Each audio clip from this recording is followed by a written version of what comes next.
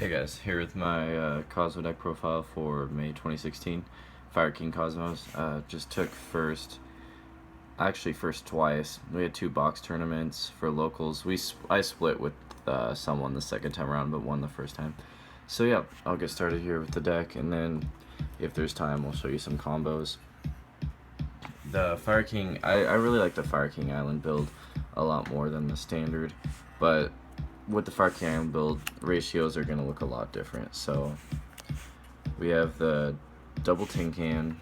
Usually in the standard build, 3 is a lot better, but with this one, you need the tin can in there still, but it's not as relevant because your biggest opening play isn't a tin can and then ending your turn. So then we have 2 Strawman. This card is so essential with this deck right now. I wouldn't recommend it any less than 2. I don't think it needs to be at 3. It's so reusable at 2, so I like this ratio the most. And then this is the biggest combo piece in the Fireking build, Triple Sword Trooper. You pay a lot of life points with this, so keep in mind you don't run Solemn Strikes anymore with this build, because you're gonna lose because of life points. If you do your opening play right, you're probably gonna open with about 4,000 to 5,000 life points left, which is quite a bit. 1 Farm Girl, because we don't rely on the OTK as much. This is a combo piece and it's good to have one, but having 2 isn't as necessary anymore because we want to make it as consistent as possible, and it's just my personal preference on it. Moving on to ships, we have 2 Delta Shuttle. This is a big combo piece when setting up our plays for the island. It lets you dump whatever you need to the graveyard as cost. You can use it with Strawman. Strawman summons it, and then you send what you need to the grave to set up your plays.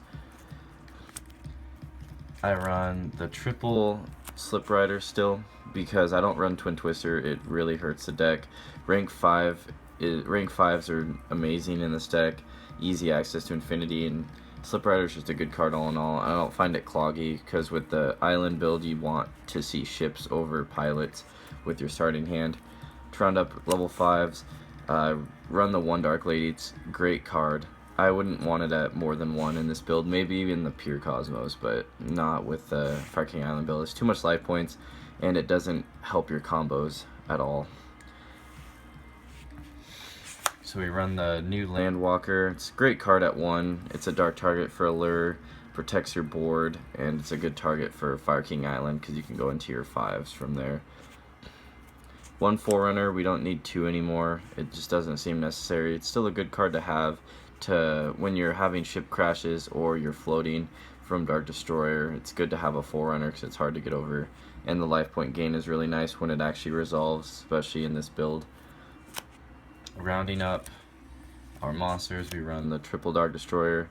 This, obviously is the best Kozmo monster in the game. It's super good. Would never recommend any less than 3. I don't run the Dark Planet. I don't think it helps with this build. Then we run, for Fireking targets, 2 Avatar Grunics. There's different ways you can go with this. I run 2 of these guys because your rank 3 plays are the most essential combo pieces when you open, and you have a lot of access to it. I don't run the Yaksha, and I don't run one of these because I sometimes open with this, and if you don't have a second target in your deck, you have so many dead cards in your deck when you draw into the island, and 2 of these, or just 2 of these in general. You can shuffle them back with, Artifact Durandal, but that's literally your only other option. Rounding up our last 2 monsters, heavy monster lineup of course, and then 2 Max C. I don't like it at 3 because you want to go first and you want to combo as much as possible. So having 2 Max C I found was really good, but not cloggy to where I was opening multiple copies. And then for spells, oops, just dropped my Kozmo Town, sorry. Ugh. 3 Kozmo Town. So I tried it at 2, and I was finding way too often that when I was popping it and going into my second one, that was my last copy, and when it was gone, I didn't have any other way of utilizing resources. So still 3 Kozmo Town. It has a lot of purposes in the Fireking Island build, and one crucial purpose it has is replacing your island to make things blow up. You don't want to end your turn with island on board, because if they get rid of it, which it's really easy to get rid of, it blows up all your monsters on the field, and that can be pretty problematic if you don't have ships floating anymore. So we have the 3 islands. Trying to make it as consistent as possible. I want to open this going first every time, if possible. It can get cloggy to where you draw 2 of them, but sometimes it happens. You only need 3 cards to make this combo piece go off most of the time. It's usually a ship, island, and a Kozmo town. It's usually all you need to get a really good combo piece. Then we play triple terraforming. That way we can see our towns and islands as much as possible. So we play the 6 field spells and 3 searchers for it.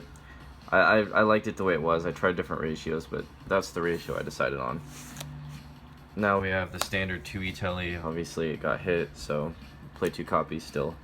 Double alert for draw power, reusing resources, and for all of our dark targets. And then the trap lineup's a lot different because you don't focus on your traps as much anymore. So I run the double call with the double mojo. I side the 3rd mojo. These are great cards, don't get me wrong, but if you open multiple copies of traps in your hand, the combos just aren't as effective. And you're mostly trying to set up a board your opponent can't break and have lots of outs to things. So you don't want too many traps in your deck.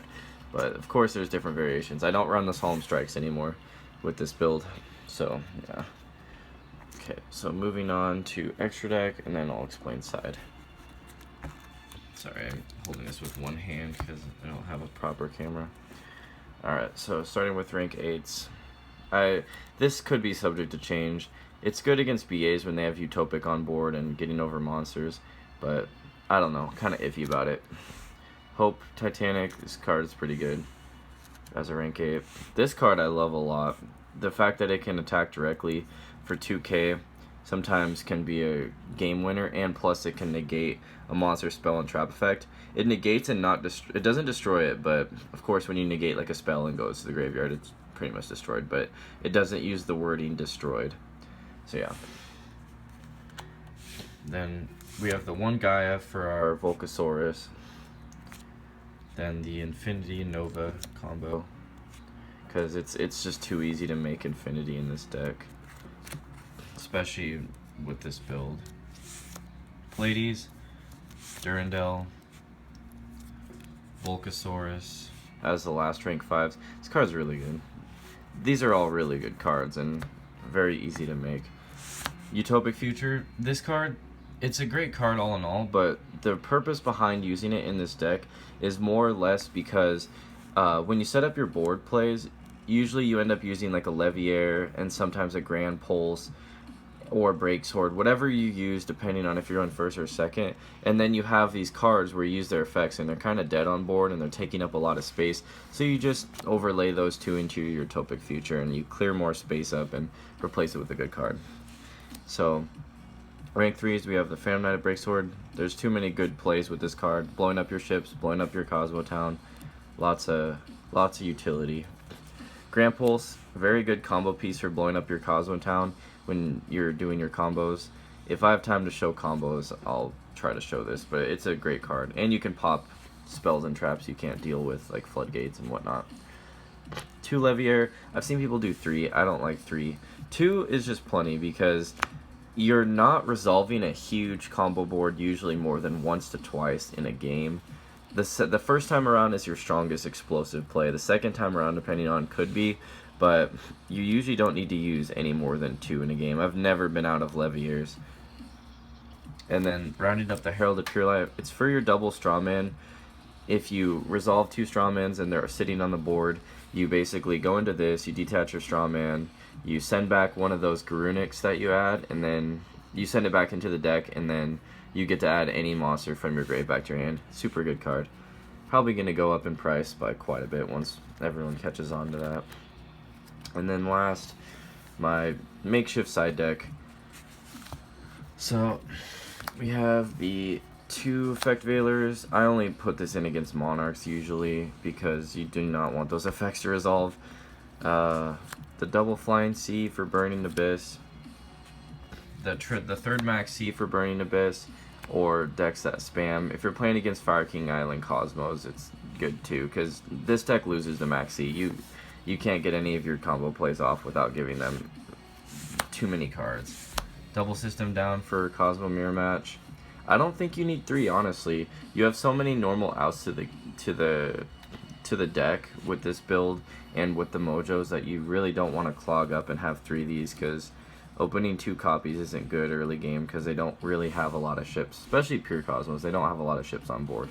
So that's just my personal opinion. 2 Twin Twisters for Floodgate decks, back row decks, especially with the new card of Demise. It's pretty scary. The Cleforts and things like that, the Yosenjus, they basically open up 4 to 5 traps meant to just stop you. So that's a good out because they usually don't have any outs to that. We have the one Regeki for board clear if needed.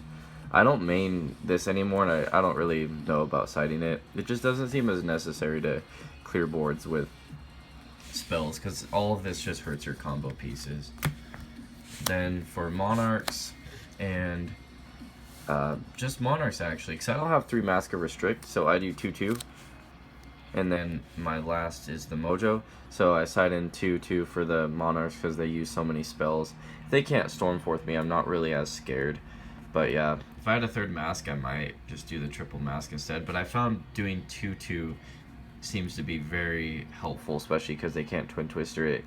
And if they can't play their Pantheisms and their spells and send their traps to the grave, their plays aren't as good.